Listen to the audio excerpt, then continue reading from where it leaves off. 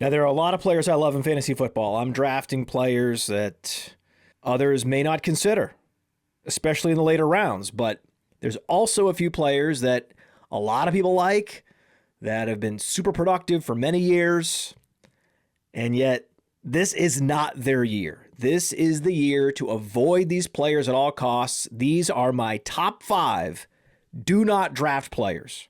And we're going to kick it off with number 5, Travis Hunter. You might be thinking, oh, this is some crusty veteran the Podfather doesn't like anymore. No. There's also some sexy rookies that we're not drafting. And in fact, my number 1 player, oh, wait for that. That's an elite producer getting drafted very high in the first round in some drafts, and I am never selecting him, staying completely away. But Travis Hunter is rising. He's one of the big risers post-NFL draft, and I am not on board. Why? Because he's not the number 1 receiver on his own team. That is Brian Thomas. Brian Thomas, posting 17-plus fantasy points per game last year, established himself as one of the true alpha receivers in the league. He's bigger, he's more explosive, he's just an all-around better player, a better playmaker than Travis Hunter. Now, Travis Hunter also has a problem. Trevor Lawrence has never been a top fantasy option. Trevor Lawrence is always hovering around that QB 12, QB 13 zone. He has been the picture of mediocrity in the NFL. And just the addition of Travis Hunter is not just going to fix the problems with Trevor Lawrence.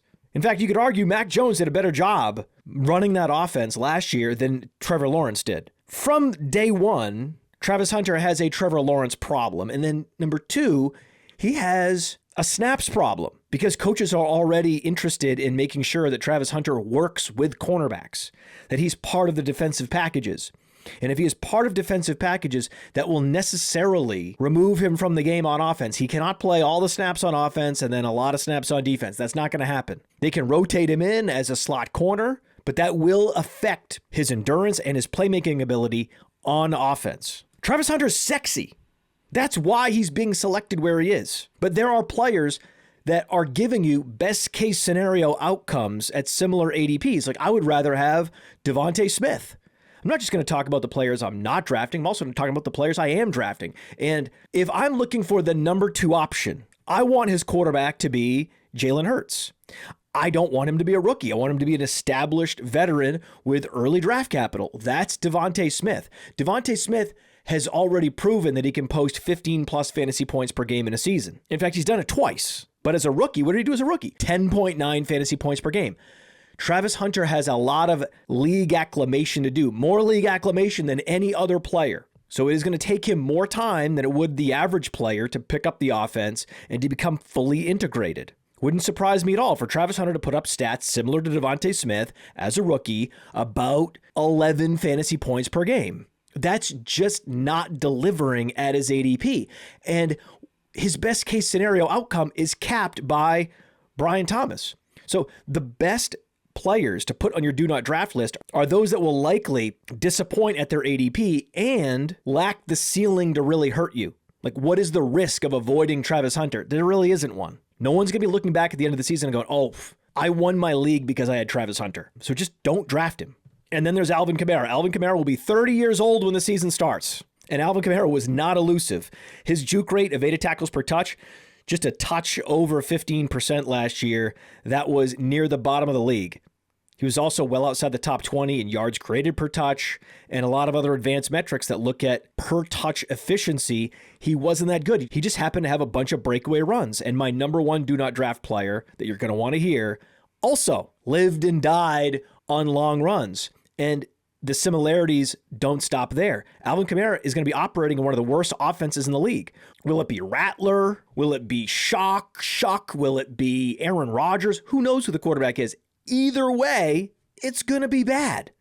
And bad quarterback play dampens the production for both the wide receivers and the running backs. So if there's less pass attempts, so if there's less points being scored, less touchdowns, that means less total touches, less opportunity for Alvin Kamara to deliver fantasy points. He is the classic value trap where now, we're many rounds into the draft and Alvin Kamara is still there. I'm going to draft him. No. That would be a mistake. If you're going to draft a running back on Fast Draft, the fastest fantasy football app on the planet, there's a Flex 4 game. You draft any running back, wide receiver, tight end. You draft 6 guys. Kamara's going at the 3-4 turn in that format. Full PPR. Go to the App Store, go to Google Play, get the Fast Draft app, and use code PODFATHER to get a $50 deposit match.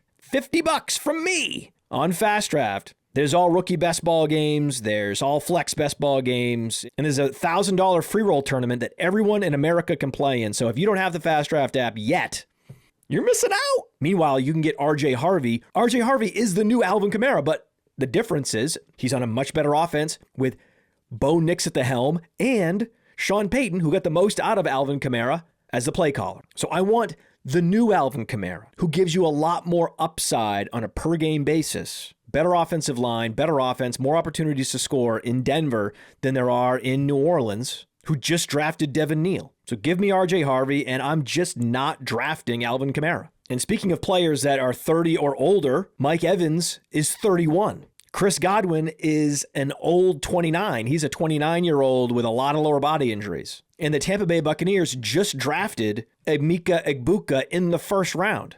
And yet, I haven't seen movement on Fast Draft or Underdog, FFPC. I haven't seen any movement in the Mike Evans or Chris Godwin ADPs, and it makes no sense. Egbuka plays Chris Godwin's position. Do we know who's better between Egbuka and Chris Godwin at this point in their respective careers? Chris Godwin had more explosiveness coming out of college, but all his lower body injuries have sapped that explosiveness. And the age has taken its toll on Mike Evans. Players like Mike Evans, the traditional X-receivers, you look at their career arcs, without fail, once they get into their early 30s, everything falls apart. Look at Brandon Marshall. Look at Randy Moss. You go down the list of players that look like Mike Evans, and there is a precipitous decline in their production from age 31 to age 34. And that's exactly where Mike Evans sits on the age curve at this very moment, a month after his team drafted a receiver in the first round. So no thank you. I'm not drafting Mike Evans and I'm not drafting Chris Godwin. If you want to draft a wide receiver tandem, don't draft the receivers on an offense that peaked last year. Last year, where Baker Mayfield put up 22.5 fantasy points per game. That was 4.5 more fantasy points per game than he's ever posted. He broke his previous career high in completion percentage by, get this, close to 7%. Well, how'd he do it? He got to play a depleted Cowboys team, and then a depleted Chargers team. Then he got to beat up on the Panthers and the Saints to close out the season. And then he put up an average Baker Mayfield career game in the playoffs against Washington, 15.7 fantasy points. That's the real Baker Mayfield. I'm not drafting him. I'm not drafting Godwin. I'm not drafting Evans. I can't find a player on the Buccaneers that I want to draft this year because they all peaked in 2024. If you like a wide receiver tandem at similar ADPs, what's wrong with the Bears? DJ Moore will outscore Mike Evans this year. Rome Odunze is set up to outscore Chris Godwin this year. Those players are just better values on an ascending offense than Evans and Godwin on a post-peak offense. Then there's DK Metcalf. I know that DK Metcalf, he's got that offense to himself now. George Pickens, he's a Cowboy. Let's go. It's just that if I'm going to draft a receiver in the top 50 of a fantasy draft, I want him to be good. It's important that he be good.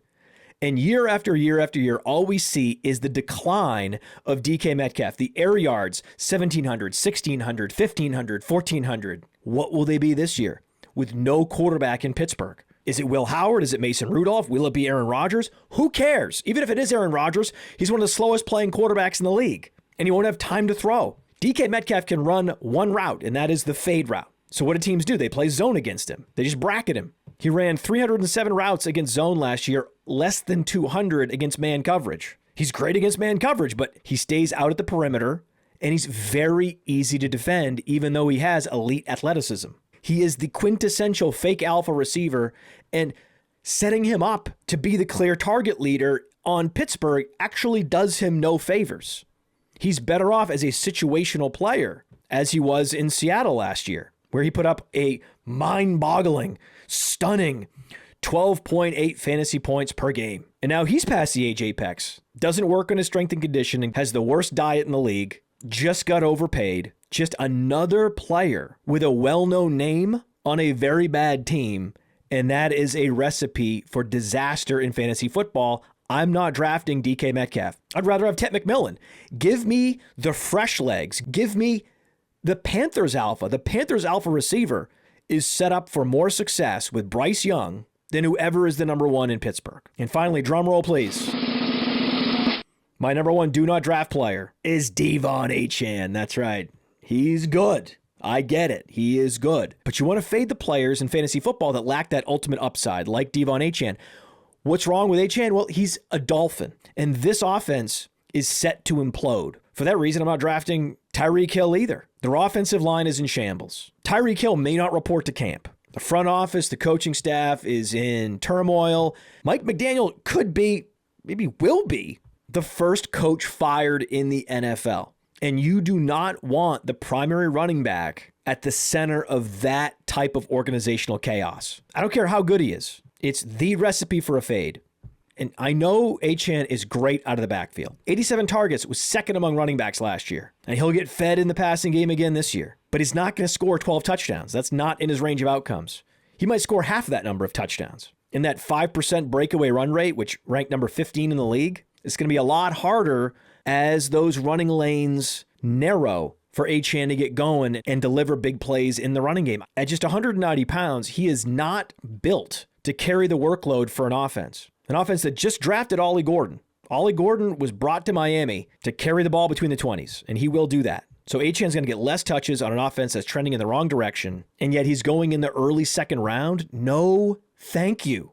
I'd rather have Breece Hall. Breece Hall has a similar skill set on what will be a better offense, and you can get him a round later on Fast Draft and other best ball formats. So to recap, just say no to Travis Hunter.